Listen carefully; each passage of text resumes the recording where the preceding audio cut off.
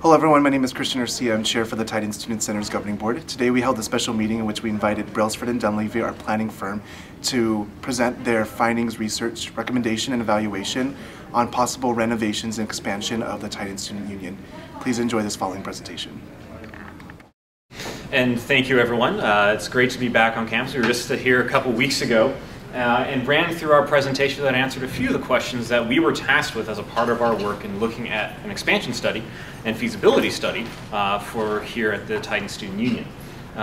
What we will like to cover today is a little bit of our objectives, talk about the participation we received in the process, and it's been great throughout this endeavor so far, and then get into some of the questions that we were tasked with answering. And overall, our objective and what we were primarily hired to do was look at and be able to define the options that were available to the ASI as well as to the TSU in terms of what can you do to expand the Titan Student Union, what areas should we be looking at, and is it feasible to look at ways to improve services to the campus community. And we were specifically asked to address and answer questions. The first of which was, what program elements and services are currently being underutilized or underserved to the campus population?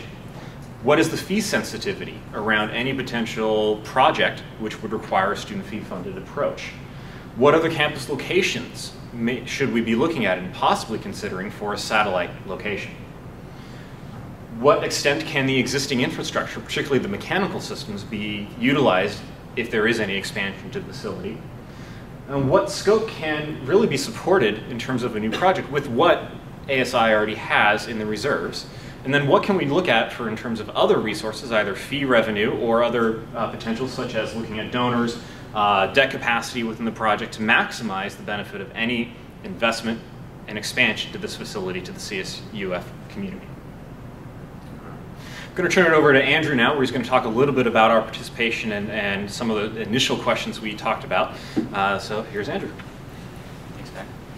So part of our process really in terms of our study is really looking to the qualitative aspect of things, which include the focus group and the intercept interviews that we got a chance to do while we were here on campus a couple months ago.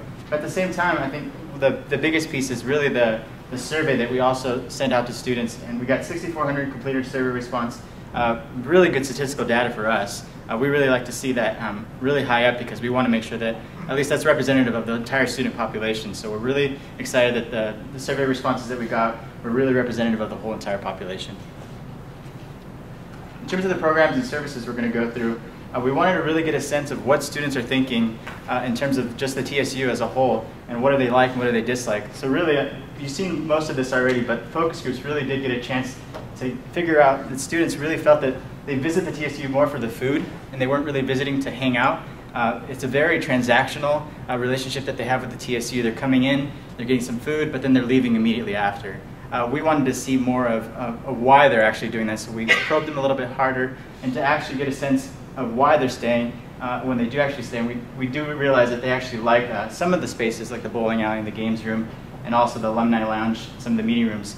And also the food court options. They really did like actually the Panda Express. We did get a good sense that the Juice It Up was actually something that they really enjoyed.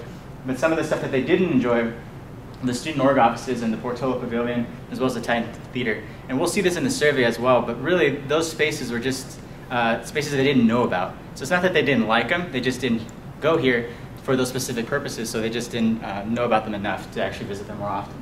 And some of the other things that we saw were just inconvenient spaces that they felt that wasn't being really utilized, and then also the hours of operation. In terms of a benchmarking, we usually like to do this because we want to get a sense of how does the TSU and then also CSUF compare to other campuses, especially with CSU systems. We wanted to get a sense of what those student unions look like, and overall what this basically is saying is the select unions that we chose, which are comparable in size to Cal State Fullerton, are much bigger in terms of their whole entire square footage footprint, as well as even the CSUs that we looked at too. Some of the unions are a little bit higher and a little bit lower, but overall we can see that the Cal State Fullerton is actually much smaller in terms of the footprint. In terms specifically of the survey, we actually see that what they're most happy with is the main level outdoor space, the non-food retail, and also the TSU food court dining. Again, they're coming here for those specific spaces, but then actually leaving right after that. And you can see at the very bottom, Portola Pavilion, again, Tiny Pride Center, small reading rooms, which really is what we heard in the focus groups as well. So overall, what we learned from the focus groups and the survey is that TSU primarily is viewed as a lunchtime destination spot. That's a specific driver, but at the same time, the average student visits are actually less than 2 times per week. When we go on to other campuses, we actually see those sometimes going up to 3 or 4 times per week, and they're really visiting their student union more often. That's really the living room of their campus. So we can see here that it's not really that in that case, but also we felt that the comfortable places to relax, better parking, new furniture, and top improvements to increase their usage of the facility. And email kiosks as well as computer lounge spaces are most desired spaces that they would really like to see. In addition, in terms of improvement, the top 3 areas of improvement for food service was the price value, the food selection, as well as the variety of hours of operation. If you can increase those, they would be much happier and they would visit the TSU more often. And now we're going to be moving more into the demand-based program that we did. It's a model that we looked into, but really that focuses in on the depth and the breadth of the utilization of the facility, but then also the activity of the prioritization that we look into, and then also the space reconciliation and what that means. And we'll go through a little bit further, but go ahead. So here we actually can see the priority category of all the activity spaces. We tested 21 spaces in the survey, and what we wanted to get a sense of what are students going to be utilizing the most often. So in the depth section, which you'll see in the next section, but really it looks at how much they're using it. So they're going to be using it 2 or more times per week, then it's really going to be something critical to their lifestyle. But if they're going to be using it sometimes, it's really critical to maybe the campus life, but not necessarily to the individual student. And so we try to prioritize that in terms of space, and what does that mean in terms of square footage. And so here we can see the quiet study lounge is first, along with food service and lunch space, and then a convenience store. And here we cross that, we wanted to get a sense of what also that looks like in terms of the space, and then also during the day. So you get to see the square footage is on the left, and then also the time of day, and when that utilization is most prevalent. When we're looking at the spaces that were put out by the demand-based program, this really focuses in on some key areas that students utilize in these facilities, primarily the drop-in usage. So when we're talking about study lounges or food service, social spaces, study spaces, these are components that are easily identifiable and quantified by this process. If we're looking at spaces such as conference rooms, administrative offices, theaters, ballrooms, this type of approach doesn't work because those are geared, the demand for those is driven by other factors. But what we see is really important coming away from the demand-based program exercise. When we look at particularly the top 2 items there and some of the other ones where you see lounge coming up, is what we're projecting for square footage versus what the existing TSU has.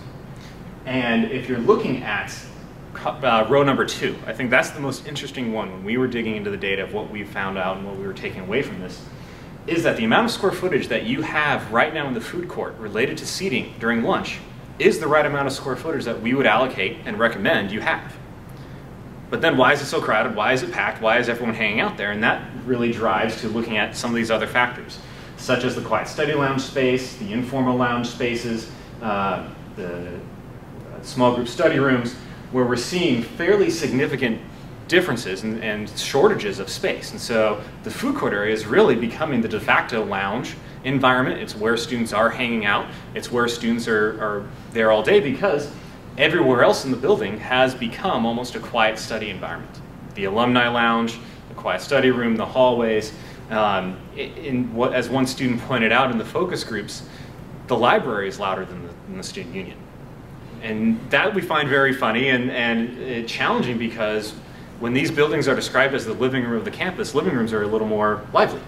And what we see out of this is in terms of recommendations, we may not be recommending expanding food service seating at all. We think it's actually best to look at lounge spaces as one of the key components of expanding the facility and improving the union.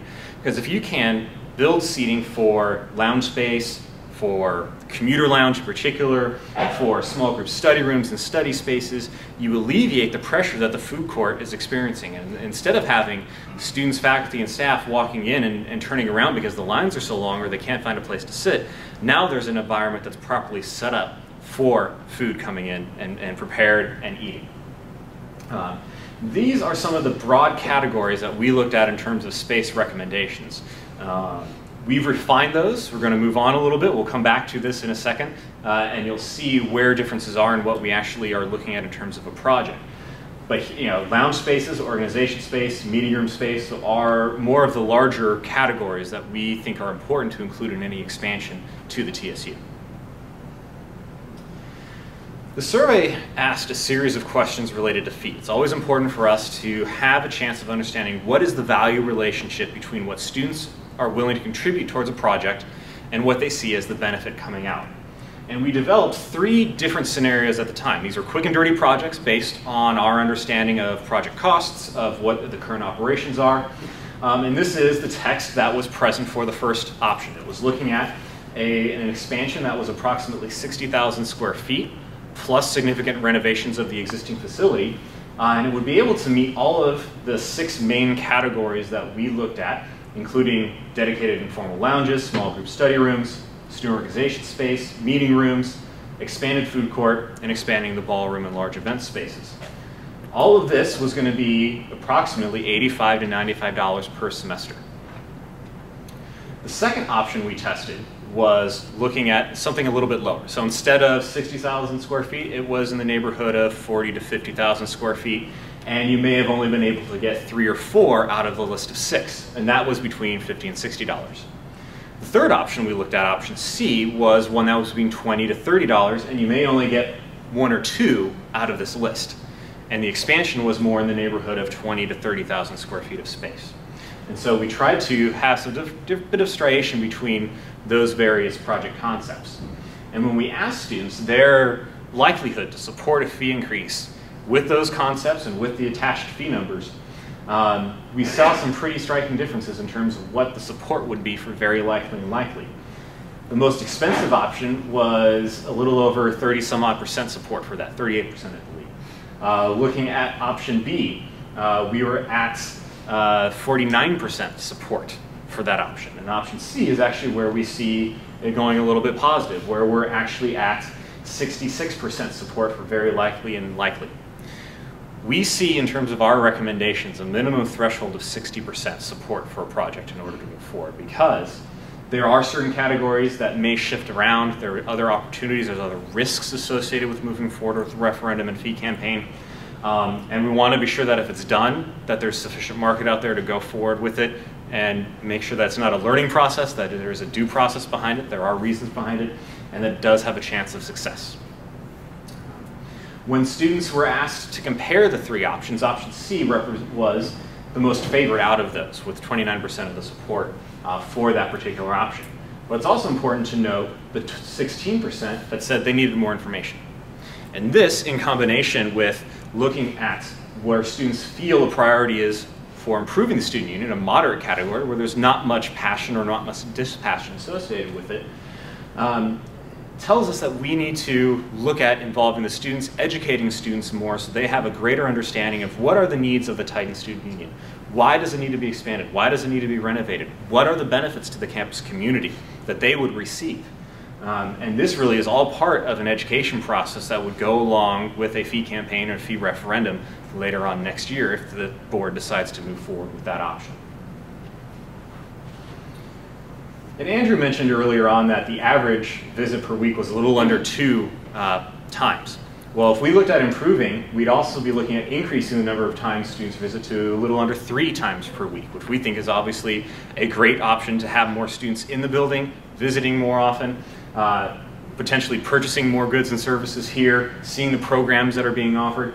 And not only would it increase the number of visits, but also the duration of the visit, going from approximately 45 minutes up to almost an hour in terms of their duration within the TSU. In relationship to a satellite operation, it's our recommendation that any investment for union spaces really be concentrated here with the existing facility to leverage the assets. Although the campus population has shifted more to other areas of the campus, towards Mahalo, McCarthy Hall, there may be some opportunities to look at food service in those areas or lounge seating, but nothing that would be comparable in scale or size to the operations that the TSU has currently. So we recommend that the primary focus of any improvements in providing these types of spaces to students on the campus happen in context within the neighborhood of the existing TSU. You'll see a couple other logos on the bottom of the slides here. We didn't do the study alone. We had partners involved in this process, both looking at the architectural side as well as more the infrastructure and mechanical aspect.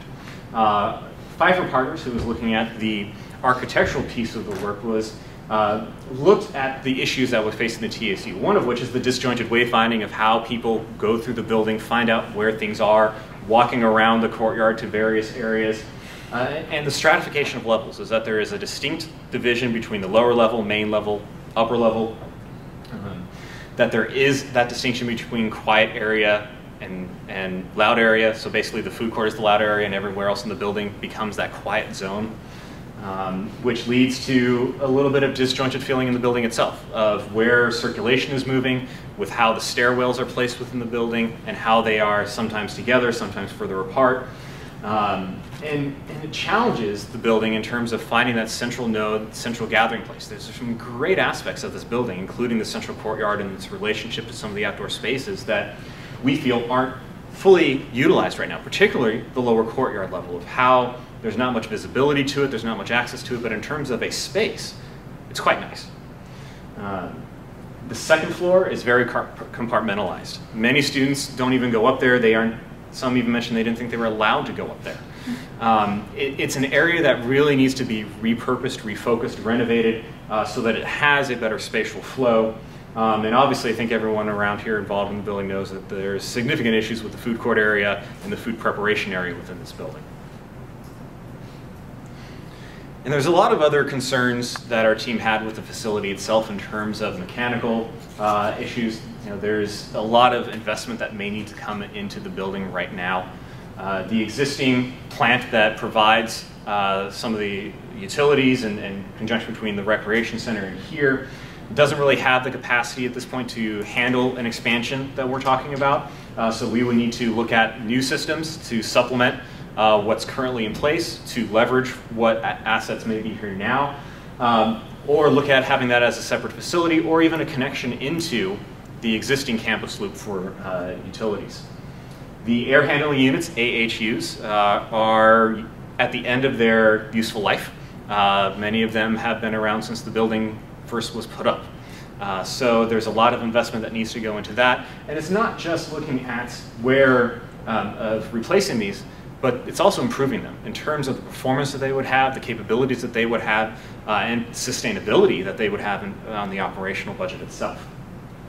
And some of these components, looking at the system controls or looking at glazing to provide a more efficient envelope so you don't lose heat, and even looking at how heating and cooling is going around through some of the cooking areas and elsewhere in the food court, are not necessarily items that have to happen with the project itself that may be a few years out. There are opportunities to start taking strides with this now as short-term steps in terms of looking at improving and replacing some air handling units now. Looking at it in 2 to 3 years versus 5 to 6 years when a project may actually be open for students to use. And in addition to the mechanical side, there's electrical components. You know, the building wasn't necessarily designed for the electrical loads that today's student and society places on it. Everyone has laptops now. Wasn't the case in 1976. So we want to be sure that we can provide for the experience that students are expecting in terms of what they have, with also managing the updates that need to happen for the facility itself. There's been a lot of work already looking at the lighting within the facility, but there's some still love and care that needs to go into the building itself related to older pipes and older infrastructure. And then also fire and life safety, of looking at expanding more of the fire sprinklers throughout the building to improve some of the, or to bring up some of the areas to current levels of code, even though they were at code when the building was designed and built. Now, all of that analysis starts getting into where we are thinking for our concepts. And when we were talking about and developing these concepts, we were really looking at how can we find a way to address program shortfalls, how can we align a project with a potential budget, and then also how do we maximize the value of any improvements to existing and new spaces. And so what we've looked at is pulling together a bit of a concept that focuses on expanding potential for the TSU being on the southern part of the building, facing the Performing Arts Center, Visual Arts, as well as a bit towards the bookstore building. Why do we think this is important? Well, it provides a bit of a focal point. Right now, if you're coming up on either end of the campus towards the TSU, it looks like any other building. There's no real architectural definitive statement. There's no way that says this is a student facility other than students walking around outside the building. There, we think, is a great way to capture the lower games courtyard, have that as usable space versus what it is right now. Redefine that entry and focal point that I was talking about. But also, it is a way to work with the existing conditions and perceptions of the building by expanding more of a loud area away from where some of the quiet areas are within the building right now. And we think it's important to focus on that connection between the TSU and the bookstore to create a bit of a frontage on the courtyard space, quad space, as well as have better see-through visibility, not only between these two buildings, but also from a main campus access all the way to the recreation center in the north. Here are some images of other student unions, and what we wanted to focus on here was more so a bit of the entrance aspect of where you see porosity, where you see what's going on inside the building, such as Washington State, where you have an opportunity to even move these doors, open them up, and come in and out on the ground level. UNLV, where you have this real element that focuses, this is where the entrances is, this is where you want to come in and enter the facility. Or even if it's something on the corner where you have transparency, where you can see what students are doing within the facility, that it is your building, that you have access to it, and a little bit more of a potential interaction with the exterior, even on the upper levels. And so the first concept we looked at was assessing what could we do with the reserves that were in place. And we took a number that was looking at 10 million. This isn't set in stone. It could be a larger project depending upon what reserves you would want to apply to this. But this was really looking at what we could do with the existing monies and not require any increase in fees. And so this was about a 20,000 gross square foot concept. Addition to the TSU, about 600 square feet of that, is looking at lounge space. Dedicated informal lounge, small group study rooms, 6 of those, looking at a commuter lounge of about 1,500 square feet of space, some expansion to the food service area, most likely attributed to expanding some capacity there and redefining renovating some of those components.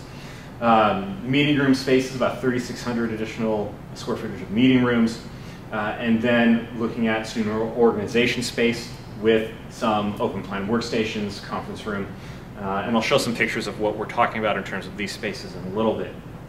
But also some additional support spaces. What this concept does is focus all the investment on new building. It doesn't have the funds in this case to support renovating portions of the existing TSU. So many of the existing facility issues would remain. It does address some of the student needs that we see from the community and the campus community. It's roughly about $6 million worth of construction. Now, just because it's $6 million worth of construction, doesn't mean that that's it. There's a lot of other costs that go on top of it. You have to pay for the architects, you have to pay for commissioning, a lot of other factors in place. So $6 million roughly becomes a $10 million project, particularly when we're looking at this opening fall 2016. So we'd have to look at inflation costs as cost of construction increases over those interim years. Now, as we're working through this and looking at various options moving forward, we always have to keep in mind about enrollment, because the significant driver of all the revenue for this facility is tied to the headcount at the institution. When the TSU opened, there were 21,500 students that fall. When the expansion opened, there were over 24,000 students on campus at the time. Today, we're at 36,000. significant increase in students without any increase in square footage, significant demand placed on this facility. But given that the state budget is how it is, there's a lot of unknowns, and what we've seen already projected for next fall is a decrease in enrollment. We don't know how far down that decrease will go. If you look in the early 90s, there was a significant drop in enrollment before climbing again. We are expecting something similar here. We don't know the extent of that. We're doing the best we can to manage that, that number, but what we're projecting is when the facility opens, the project that we discussed, or the next one I'll be talking about, we're probably going to be about the same enrollment that we are today then, even though it may be 5 years down the road. That may change, but right now this is one of the assumptions we're looking at. And what we're, in some ways, I should go back, what we're in some ways battling with this is that there's other costs that increase when enrollment doesn't. Expense costs increase. You'll have the cost of utilities increasing on a yearly basis. And if you're not increasing the enrollment, you're not looking to offset costs. That more costs, more of your revenue is being taken away by increased expenses, and you're not getting more revenue coming in. And when we're financially modeling these concepts, particularly the first one, there isn't that opportunity to get more revenue into that additional square footage. You're not adding in more students. You're not increasing any fees, and so you're adding 20,000 square feet of space that has operating costs associated with it, but you're not actually adding in any new revenue to the TSU fund to maintain that type of space as well as existing operations. And so as we look at other options, then we start thinking about fees. One of the aspects that Kurt's talked a lot about is where does Fullerton rank in terms of other campuses? And this is just a few of the list of those that operate unions and recreation centers, and where Fullerton is at 268 on an annual basis compared to Chico State, which has 746. There's significant variance here. And what we're looking at in terms of the potential fee increase would be $30 per semester or $60 per year, which would still be at the lower end of this spectrum. So that's just to give you a sense of perspective of what we're looking at versus what other students are contributing at those campuses. And so what would a $30 increase per semester provide you in terms of a project? What we're looking at here is one that is about 40,000 gross square feet of space, new space added to the TSU. That would result in about $11 million worth of new construction. We're looking at an additional $5.6 million that would be contributed to renovating the building. A significant portion of that would go into the various infrastructure components that we talked about related to mechanical systems, renovation for food service component, as well as the rest of the facility itself. Targeted areas, more so, looking at the small meeting rooms, looking at the second floor, providing some budget dollars in place to address areas that we see are currently underperforming or require some additional renovation. But it's also looking at $1 million specifically associated with the connection between the union and the bookstore, of working within that space of how can we improve that connection and that experience of students walking north along that pathway. And within this concept, that 40,000 square feet of space, there's a significant amount of space dedicated to student needs that we see from our survey. 8,000 square feet of lounge space, ranging from informal lounge, small group study rooms, commuter lounge again, email and print kiosks, some additional food service space, expanding to more of a true coffee house concept versus what is currently in place. Looking at more meeting room space, looking at student organization space, and then additional support spaces such as a multicultural center, which we find lacking completely within this building right now, and we think would be a great cultural identity to have here for students. And then also some additional support space within the building itself. All of this would total about $32.2 million worth of a project cost. And here are some images of what we see in contemporary student unions related to some of these components. So looking at student lounge spaces, more airy feel, comfortable furniture, a commuter lounge, which has a variety of hard seating, soft seating, locker spaces, so students come in and instead of leaving their books in their car, come in, drop it off in the union, go about to class, come back and have it there.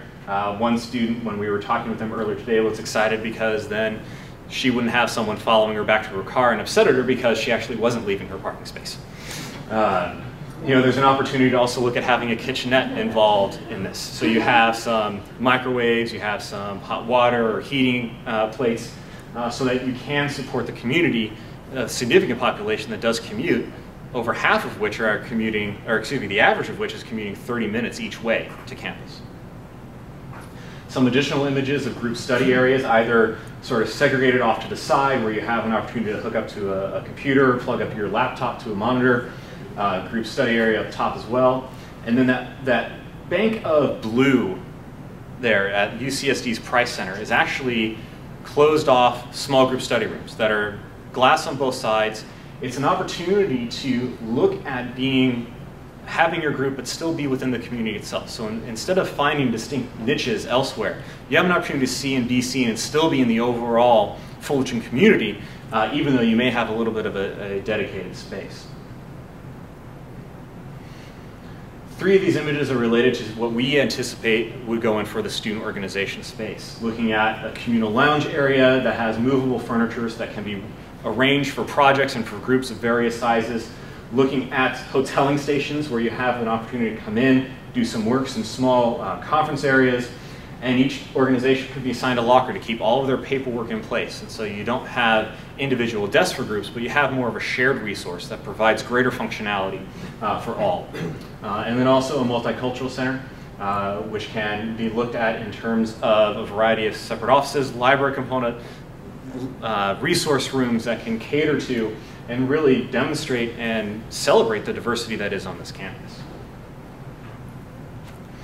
Now again, this project would require an increase in student fees, and so we look at it a little bit differently, and we do a full financial model to support how this would look. A fee referendum would be required in this place. We would anticipate that happening next year. Therefore, the fee would start 2013. We would still contribute about $10 million in reserves. That number could flex to increase to more as well. And then what we're looking at is, in some way, shape, or form, looking at refinancing or capitalizing upon what remaining debt service is present for the TSU at this time period, which would be about 4 years, so that we can add that into the cost, refinance that, and have a lower debt service combined for all of this number. There may be other ways to handle that. But what we're looking at is, even though the project cost us about $32.3 million, with the early fee collections, with the reserves, the actual amount that you would be financing by debt is only about $17.2 million. This is significantly lower than what you would see at many other campuses because they typically don't have the reserves in place that you all do. They also typically don't look at that fee number in place beforehand. They would capitalize interest. They would wait till the fee to start to open up the building. In the end, instead of being able to subtract $8 million from the project, they'd be adding $5 million to the project to support that. So it's very good that you're in this situation and have the flexibility and opportunity to do this. The modeling that we've pulled together is based off of the inputs from current operating budgets, looking at 11 and 12, the various categories, both on the expense and revenue side, looking at the reserves that are currently in place, to extrapolate from now until we look at the future, which is 2018, when the building would open. Now, there's a lot of numbers here. We've pulled them together. There'll be much more detail in the report in terms of what this is pulling forward.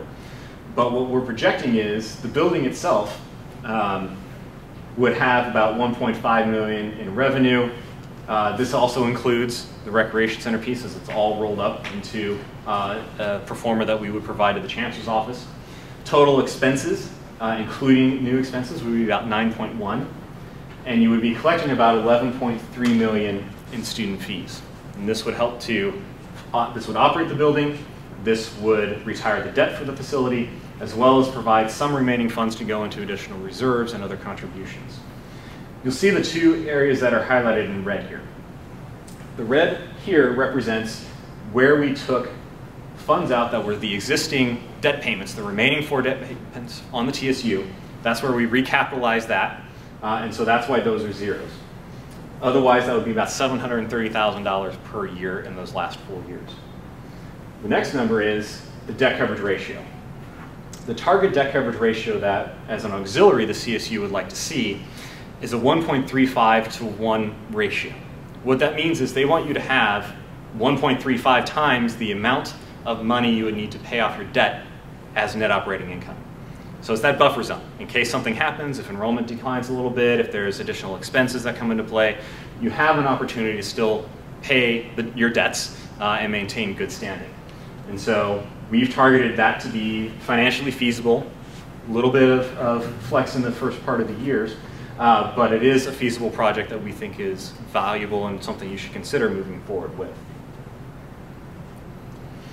There are some risks associated with this, some general unknowns. We've done the best we can with our assumptions, but there's some things out of our control. Consider campus enrollment growth. I mentioned before, we planned a little bit of a valley and then an increase. We're looking at a flat enrollment for a couple of years, slowly increasing at 1%, then 2%. Construction and operation inflation is another point. We've allocated some funds for that. We've expected those as a 2% increase for operations. Construction increases is a variable percentage based off the CSU forms that are provided. But if those change at a higher rate than what we anticipate, that means potentially less project. If it goes at a lower, it means more project. And then how do we manage those existing TSU debt service payments, opportunities potentially to fund those through reserves, to refinance. One of the things that we recommend is that there's an opportunity there to do something with that to better the value that you'll be providing to students. Whether you decide to move forward with the project, some of the next steps really do look at, we think, developing an information campaign that focuses on providing students and faculty and staff with an understanding of what are the needs of the TSU, as well as what the potential project would be, the timeline for it. You need to start looking at the committees, you need to start developing marketing materials and presentations. There's also working on partnerships, because what we see as important to increasing the value of a project is what other partnerships can you bring in? Can you bring in the ASC? Can they be enticed by what you're looking at to help support the project, maybe do some stuff on their own so that you have synergy, that you can do better for the entire campus than just what the TSU can do on its own. We think there's greater potential for partnerships when we're looking at that larger concept as well, because there's more into it. There's more critical mass almost of what can be done and what can be partnered with. As I mentioned, there's the ASC bookstore. There's also potential for a third-party vendor. If you have a food service provider that wants to come in, if you are willing to provide a more long-term lease, they're more likely to provide more money in terms of capital to reinvigorate the space. So that's something to consider as well. And what we see as important is renovating the building itself. That if you have reserves in place, and if you get any additional funding, allocating more money to improving the existing facility is probably the best way to go versus adding new square footage. It's very hard to sell renovation. If you're going to move forward with the project and you're looking to increase fees at some point, selling a renovation to the space and asking students for money, it's hard. It's more likely to fail than to succeed in our history. Having the opportunity to utilize reserves to pay for that, to support that, to contribute to those renovations, we think is a great opportunity to then focus on students supporting new money, more money, to look at that new square footage. We think it's a great story to tell. We think it's a great opportunity that you have to improve the experience that students have within this facility. And so we would like to open for questions. I think for us, it's been a great process. We thank you very much.